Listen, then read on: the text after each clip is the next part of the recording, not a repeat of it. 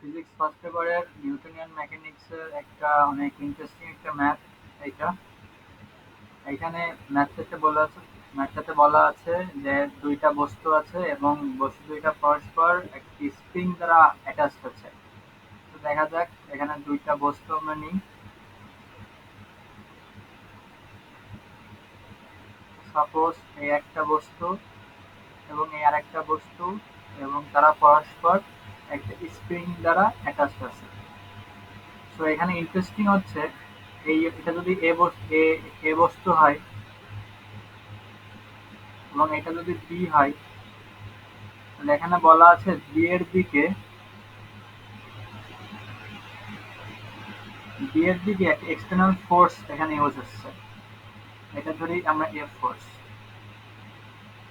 এখানে প্রশ্নটা একটু কনফিউজিং, কারণ এখানে বলা হচ্ছে যে যখন ফোর্সটা এদিকে ইউজ হচ্ছে, তাহলে নর্মালি আমাদের এ যে বস্তুটা এবং বি যে বস্তুটা দুইজনই এই দিক বরাবরই যাবে, যেহেতু এখানে এক্সটার্নাল ফোর্স আছে, এখানে আর কোনো ফোর্স নেই।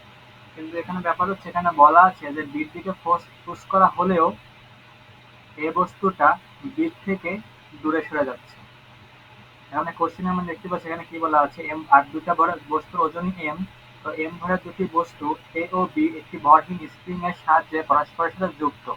বি বস্তুর উপর একটি বল চিত্রের মতো করে প্রয়োগ করা হলো। যদি এ বস্তুটি বি হতে এ ত্বরণে দূরে সরে যেতে শুরু করে, তাহলে বি বস্তুটির ত্বরণ কত? এখানে কনফিউজিং পার্টটা হলো যে এখানে দুজনে যদি একদিকে যায়, তাহলে আবার দুইজন কি করে পরস্পর থেকে আবার দূরে সরে যায়। তো এখানে এটাই হচ্ছে এই একটা টুইস্টের কোশ্চেন, যে ইঞ্জিনিয়ারিং এর জন্য নিউটনিয়ান মেকানিক্স এর একটা অনেক গুরুত্বপূর্ণ একটা কোশ্চেন। তো চলো এটা বোঝা যায়, কেমনে বলবো আমি বলতেছি। তো দেখেন এখানে আমাদের যে বস্তু, এ বস্তুর উপরে আমাদের ফোর্সটা কি, এখানে আমাদের এ বস্তুর উপর ফোর্সটা হচ্ছে এই স্প্রিং কর্তৃক যে ফোর্স সেইটাই। আর স্প্রিং কর্তৃক ফোর্সটা কোন দিকে হবে?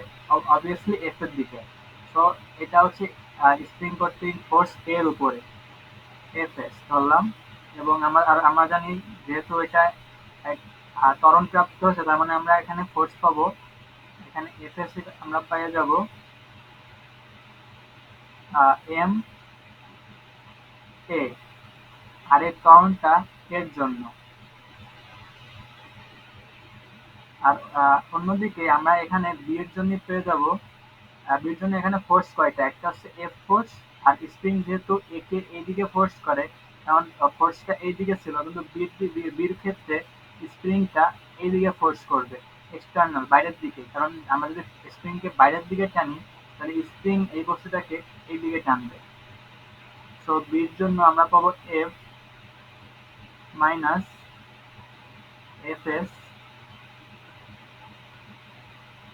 এম, আর এ হচ্ছে ত্বরণ, যা হচ্ছে দিয়ে দুজনের আলাদা। সো এবার আমরা যদি এখানে আহ, আমরা একটা পেয়ে গেছি, এখানে আমাকে চেয়েছে কি, বি বস্তুটির ত্বরণ কত। বি বস্তুর যদি আমরা ত্বরণ বের করতে চাই, তাহলে আমরা এটা ইজিলি বের করতে পারবো এই দুইটা ইকুয়েশনের মাধ্যমে। আমরা এখানে যদি এমটা এখানে নিচে নিয়ে আসি, এবং এই এম এফ এস এর মান যদি এটা বসিয়ে, তাহলে আমাদের ইকুয়েশন এটা হয়ে যাবে। কিন্তু মেন কোশ্চেন এটা না, মেন কোশ্চেন হচ্ছে এটা কিভাবে সম্ভব যে দুইটাই একই দিকে যাচ্ছে কিন্তু পরস্পর থেকে দূরে সরে যাচ্ছে। এটা তো বোঝা, তাহলে তারা তো এরকম বলতো যে এদিকে যাচ্ছে, তাহলে তো বুঝতাম যে না, এটা তো বাইরের দিকে যাচ্ছে, দূরে সরে যাচ্ছে। কিন্তু এইভাবে আমরা কেমনে বুঝতে পারছি? এটা বুঝতে পারছি ত্বরণের জন্য। দেখেন এখানে দুইটা ত্বরণই আলাদা। আর এই দুইটা ত্বরণ আলাদা কিভাবে বুঝলাম? এখানে কোশ্চেনেই বলা আছে যদি এ বস্তুটি বি হতে এ ত্বরণে দূরে সরে যেতে থাকে, তার মানে দুজনের ত্বরণ এক না, দুজনের ত্বরণই আলাদা। আর আমাদের যদি ত্বরণ যদি আলাদা হয়, তাহলে আমরা এস এর সূত্র থেকে জানি, দূরত্বের সূত্র, S equal to UT plus half A T square. আমরা যদি এই সূত্রটা অ্যাপ্লাই করে আমরা যদি এখানে সাপোজ একটা ত্বরণ ধরে নিই, দুইটা আলাদা আলাদা ত্বরণ ধরে নিই এবং এই নির্দিষ্ট টাইম রাখি, আমরা দেখবো নির্দিষ্ট সময় পর পর দুজনের দূরত্ব চেঞ্জ হচ্ছে। তো এইভাবে আমরা বলতে পারি ত্বরণ যেহেতু দুজনের আলাদা, সেই ক্ষেত্রে এখানে একটা এক্সটার্নাল ফোর্স ইউজ হলেও দুজনের ত্বরণ, দুজনের ত্বরণ চেঞ্জ হওয়ার কারণে দুজন পরস্পর, এখন যখন তখনও বল ছিল না, তখন যে দূরত্বে ছিল, ত্বরণের কারণে দুজনের দূরত্ব চেঞ্জ হবে।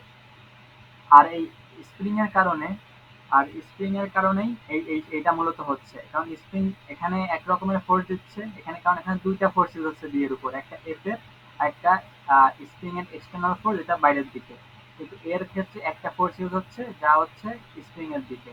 সো এই ছিল টোটাল কনসেপ্ট, এটা অনেক কনফিউজিং কনসেপ্ট। ভিডিওটা মূলত আমি নিজের জন্যই করছি, কারণ আমার একটু আরেকটু নিজের ক্লারিফিকেশনের জন্য নিজেকে ব্যাখ্যা করলাম। তো কেউ যদি দেখে থাকেন, যা অন্য কেউ, তাহলে অবশ্যই একটা লাইক দিবেন। সবাইকে ধন্যবাদ।